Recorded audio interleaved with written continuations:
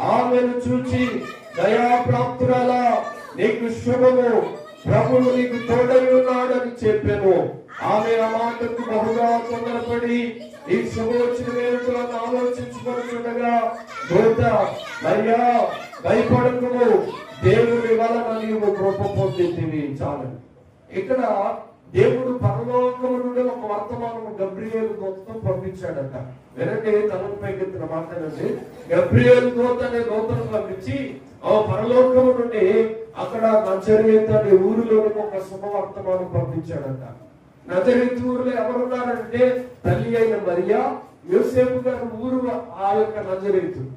నజరేతులో ఆ ప్రాంతం ఎలాంటిదని మనం పరిశీలన చేస్తే నజరేతు ఊరు చాలా చిన్నదట. బెత్లెహేం అనే దేశంలో, ఆ పట్టణంలో, ఆ ప్రాంతంలో, యెరూషలేములోనే చాలా కుగ్రామము, చాలా అల్పమైన గ్రామము, లేకపోతే చాలా